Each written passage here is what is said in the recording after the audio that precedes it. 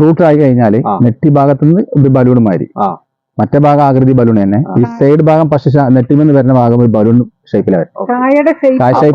എപ്പോഴും ഈ കായയുടെ ഷേപ്പിൽ വരുന്ന വ്യത്യാസം ഏത് ചെടിയിലാകട്ടെ, നമ്മൾ പച്ചക്കറി നടുമ്പോ പയറൊക്കെ ആണെങ്കിൽ പയറില് ഒരു പിരിഞ്ഞ കണ്ടീഷൻ കാണാം, പാവയ്ക്ക റാ പോലെ വരുന്ന അവസ്ഥ, മുളകാണെങ്കിലും വളഞ്ഞു വരുന്ന അവസ്ഥ കാണാം. ഇതെല്ലാം ബോറോൺ എന്ന് പറയുന്ന ഒരു മൂലകത്തിന്റെ കുറവ്. അതിനെ ബോറോണിനെ എപ്പോഴും സപ്പോർട്ടീവായിട്ട് കാൽഷ്യം കൂടി കൊടുക്കണം. ബോറോൺ തനിയെ കൊടുത്തിട്ട് കാര്യമില്ല, കാൽഷ്യം ബോറോണും കൂടി ചേർത്ത് കൊടുത്താൽ മാത്രം കറക്റ്റ് ചെയ്യാൻ പറ്റും. അപ്പൊ അങ്ങനെ ഒരു വളവോ പ്രശ്നങ്ങളോ നിങ്ങൾ ശ്രദ്ധയിൽപ്പെടുന്നുണ്ടെങ്കിൽ മനസ്സിലാക്കേണ്ട ഒരു ഭാഗം, ആ ഫീൽഡിൽ കാൽഷ്യത്തിന്റെയും ബോറോണിന്റെയും അളവ് തീരെ കുറവാണ്. അത് പച്ചക്കറികളിലൊക്കെ നമുക്ക് പെട്ടെന്ന് മനസ്സിലാവും. മുളകൊക്കെ വരുമ്പോൾ മുളകിന്റെ അഗ്രഭാഗം വളഞ്ഞു, പാവയ്ക്കാണെങ്കിലും റോൾ പോലെ വളഞ്ഞു വരുന്ന ഭാഗങ്ങളെല്ലാം ഈ കാൽഷ്യം ബോറോണിന്റെ. വളരുന്ന ഭാഗത്ത് വരുന്ന എല്ലാ ഡീഫോൾമാറ്റിസും ഒരു ഇറഗുലാരിറ്റി വരുന്നത് എല്ലാം കാൽഷ്യത്തിന്റെ ബോറോൺ. അങ്ങനെയാണെങ്കിൽ നമ്മള് എത്ര പ്രാവശ്യം കാൽസ്യം കൊടുക്കേണ്ടി വരും? അത് ഇതെപ്പോഴും നമ്മൾ ഫോളിയാർ കൊടുക്കുന്ന ഏത് വളമാണെങ്കിലും ഒരു ചെടീനെ സംബന്ധിച്ച് 10 ദിവസത്തേക്ക് മാത്രമാണ് ആ ചെടിയിൽ എഫക്റ്റീവ് ആയിട്ട് കൊടുക്കണം. കാരണം ഇത് നമ്മൾ 2 ഗ്രാം 1 ലിറ്റർ വെള്ളം എന്നുള്ള ഒരു അളവിൽ നമ്മൾ കൊടുക്കുന്ന ഈ പോഷകം വെറും പെട്ടെന്നുള്ള ഒരു ആവശ്യം ചെടിയുടെ പരിഹരിക്കാനുള്ളത് മാത്രമേ ഉള്ളൂ.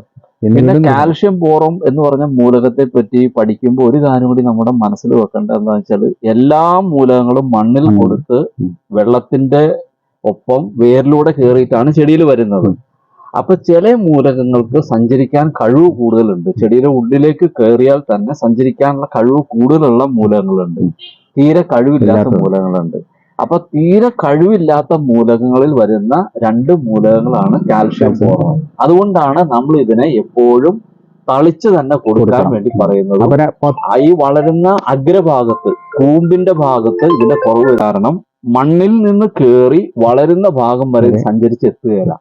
അപ്പൊ ഇത് ഈ പ്രശ്നം പരിഹരിക്കാനായിട്ട് നമ്മൾ ആവർത്തിച്ച് സ്പ്രേ കൊടുക്കുക. അതേസമയം മണ്ണിലും കൊടുക്കാം കാൽസ്യം നൈട്രേറ്റ് പോലുള്ള വളങ്ങൾ. ഇപ്പൊ ഈ ഡ്രിപ്പ് പോകുന്നതിനകത്ത് മിനിമം ഒരു 2 പ്രാവശ്യം നമ്മൾ കാൽഷ്യം നൈട്രേറ്റ് നമ്മൾ ഡ്രിപ്പിൽ വിടണം. അപ്പൊ കാൽഷ്യം വളരെ ഇമ്പോർട്ടന്റ് ആണ്. അപ്പൊ കാൽഷ്യം നൈട്രേറ്റ് നമ്മൾ എത്ര ദിവസം കായാകണം മുന്നേ കൊടുക്കണ്ടേ? അത് എപ്പോഴും നമ്മൾ കൊടുക്കുക. ഒരു 20 ദിവസത്തെ സമയത്ത് കാൽഷ്യം നൈട്രേറ്റ് പോകണം.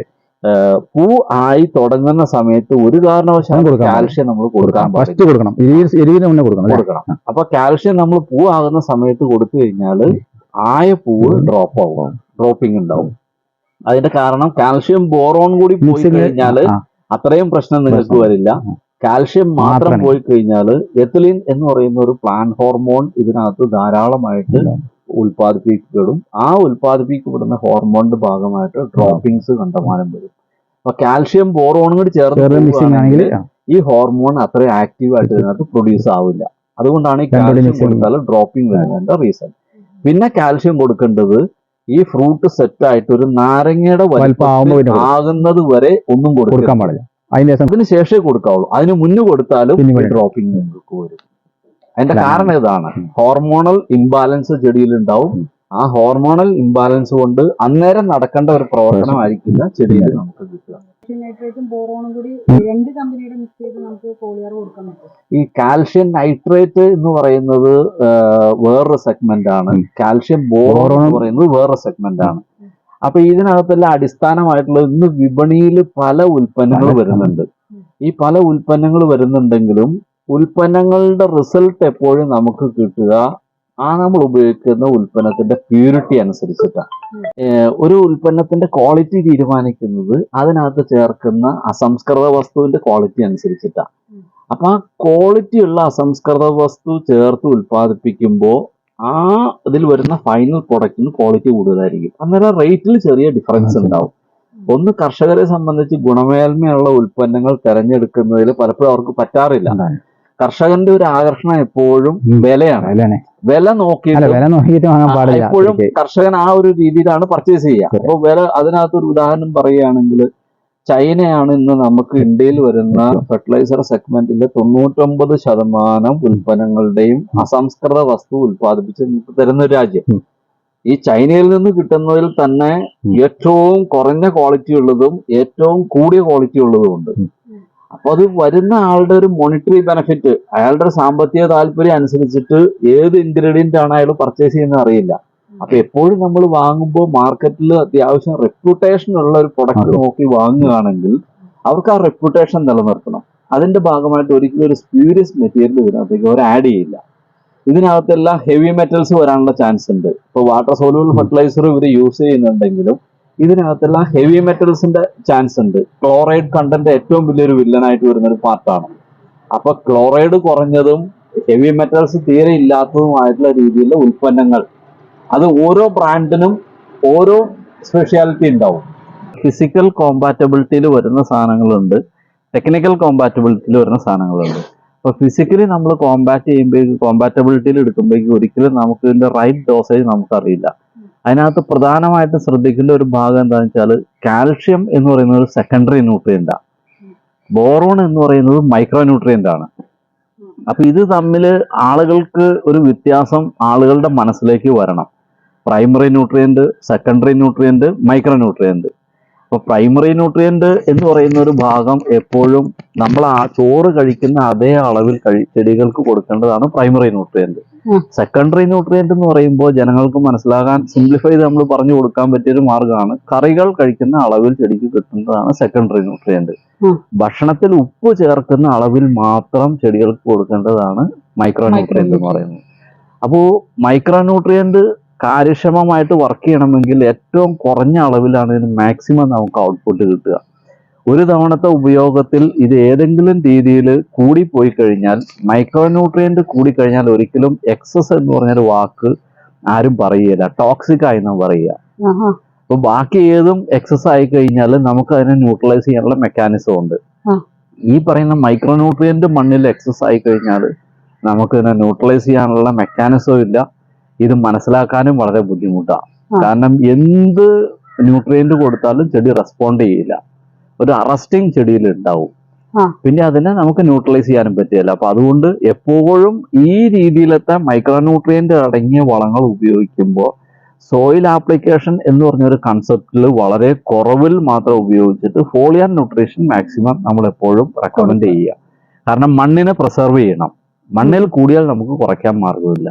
ചെടിയിലേക്ക് നമ്മൾ കൊടുക്കുമ്പോൾ ചെടി അതിന്റെ ആവശ്യത്തിനുള്ളത് എടുത്തു, ബാക്കി മണ്ണിലേക്ക് ഇതിന്റെ ഒരു അംശം നമുക്ക് വരികയില്ല. അപ്പൊ തനിയെ ഉള്ള ഐറ്റങ്ങൾ വാങ്ങി ബ്ലെൻഡ് ചെയ്ത് ഫാർമർ യൂസ് ചെയ്യുന്നതിനേക്കാളും എപ്പോഴും ബ്രാൻഡഡ് ആയിട്ടുള്ള ഐറ്റംസ്, കോമ്പാറ്റബിലിറ്റിയിൽ വരുന്ന സാധനങ്ങൾ തനിയെ യൂസ് ചെയ്യാണ് നല്ലത്. ഇനി ഒരു പുതിയ പ്രൊഡക്റ്റ് വാങ്ങി ഇതിന്റെ കോമ്പാറ്റബിലിറ്റി ഫാർമറെ സംബന്ധിച്ച് അവർക്ക് തനിയെ ടെസ്റ്റ് ചെയ്യാം. നിർദ്ദേശിക്കുന്ന അളവിനേക്കാൾ കൂടിയ അളവിൽ ഒരു 1/2 ലിറ്റർ വെള്ളത്തിൽ ആ പറയുന്ന പ്രൊഡക്റ്റ് എടുത്തിട്ട് വേറൊരു പ്രൊഡക്റ്റ് നമുക്ക് മിക്സ് ചെയ്യണമെങ്കിൽ ആ ഒരു പ്രൊഡക്റ്റ് വേറൊരു പാത്രത്തിൽ എടുത്തിട്ട് രണ്ടും തനിയെ ഡിസോൾവ് ചെയ്തിട്ട് ഇതിനെ നമ്മൾ തനിയെ ഒരേ പാത്രത്തിലേക്ക് നമ്മൾ ഇതിനെ ചേർത്ത് ഇളക്കി കൊടുക്കുക. ഇളക്കി കൊടുത്ത് നമ്മളൊരു അല്പം സമയം ശ്രദ്ധിച്ചു കഴിഞ്ഞാൽ ഇതിനകത്ത് എന്തെങ്കിലും കളർ ചേഞ്ച് വരികയോ ഫ്യൂംസ് ഉണ്ടാകുകയോ ടെമ്പറേച്ചർ ഡിഫറൻസ് വരികയോ അല്ലെങ്കിൽ ക്രിസ്റ്റൽ ഫോർമേഷൻ ഉണ്ടാകുകയോ ചെയ്താൽ റിയാക്ഷൻ നടക്കുന്നുണ്ടെന്നാണ് അതിന്റെ അർത്ഥം. അങ്ങനെ വരുന്ന കോമ്പിനേഷൻസ് നമ്മൾ യൂസ് ചെയ്യാൻ പാടില്ല. അത് സിമ്പിൾ ആയിട്ടൊരു ഫാർമർക്ക് തന്നെ ഈ പറയുന്ന ഡ്രിപ്പിലോ അല്ലെങ്കിൽ മറ്റുള്ള ഒരു സംവിധാനത്തിലോ കൊടുക്കുന്നതിന് മുമ്പ് ഫീൽഡിൽ അവർക്ക് തന്നെ ടെസ്റ്റ് ചെയ്ത് നോക്കാവുന്ന ഒരു മെത്തേഡാണത്. എപ്പോഴും അങ്ങനെ നോക്കി യൂസ് ചെയ്യുന്നത് വളരെ നല്ലതാണ്. കാരണം റിയാക്ഷൻ വന്നാൽ ഇതിന്റെ ആഫ്റ്റർ എഫക്റ്റ് എന്താണെന്ന് നമുക്ക് പറയാൻ അറിയില്ല. മിനറൽ ഇൻട്രാക്ഷൻ എന്ന് പറഞ്ഞൊരു ഭാഗം മണ്ണിൽ മാത്രമല്ല ചെടിയുടെ ഉള്ളിലും സംഭവിക്കാം. അപ്പൊ എപ്പോഴും നമ്മളൊരു സൊല്യൂഷൻ പ്രിപ്പയർ ചെയ്യുമ്പോൾ ആ സൊല്യൂഷനെ ഈ പറഞ്ഞ രീതിയിൽ നമ്മളൊരു ഫിസിക്കലി ബ്ലെൻഡ് ചെയ്തിട്ട് നമ്മൾ ആ ഒരു ടെസ്റ്റ് ചെയ്തതിന് ശേഷം മാത്രം നമ്മൾ ചെയ്യാണ് എപ്പോഴും നല്ലത്.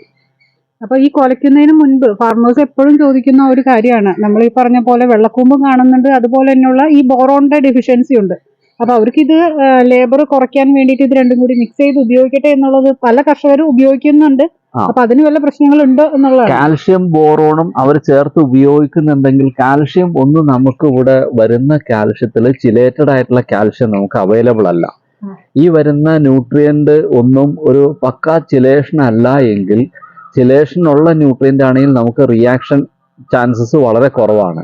ഇപ്പൊ ചിലേറ്റഡ് കാൽഷ്യം നമുക്ക് കിട്ടാൻ വളരെ സാധ്യതയും കുറവാണ്. അപ്പൊ അതുകൊണ്ട് കോമ്പിനേഷനുള്ള ഒരു പ്രൊഡക്റ്റ് തനിയെ വാങ്ങി അവർ ഉപയോഗിക്കുകയാണ് എപ്പോഴും ബെസ്റ്റ് ആയിട്ടുള്ളത്. കോമ്പിനേഷനുള്ള രണ്ടും കൂടി ചേർന്നിട്ടുള്ളത് ഇപ്പൊ മാർക്കറ്റില് കാൽബി എന്ന് പറഞ്ഞൊരു പ്രൊഡക്റ്റ് ഉണ്ട്. അത് പോളണ്ടിൽ നിന്ന് ഇമ്പോർട്ട് ചെയ്ത് വരുന്ന സാധനമാണ്. ഇന്ത്യയിൽ പ്രൊഡക്ഷൻ ഇല്ല, കാരണം ആ ടെക്നോളജി നമുക്ക് ഫീസിബിൾ അല്ല. അതിനകത്ത് തന്നെ വരുന്ന ഒരു ചിലേഷൻ എന്ന് പറഞ്ഞാൽ ഇന്ന് വേൾഡിൽ വേറെ ആർക്കും ഇല്ലാത്ത ഒരു ചിലേഷൻ പ്രോസസ് ഉണ്ട്, IDHA എന്ന് പറയുന്ന ഒരു ചിലേഷൻ. ഈ IDHA ചിലേഷന്റെ പ്രാധാന്യം പറയുന്നത് എന്താണെന്ന് വെച്ചാൽ, ചിലേഷൻ എന്ന് പറയുന്നത് ഒരു കോട്ടിംഗ് ടെക്നോളജിയാണ്.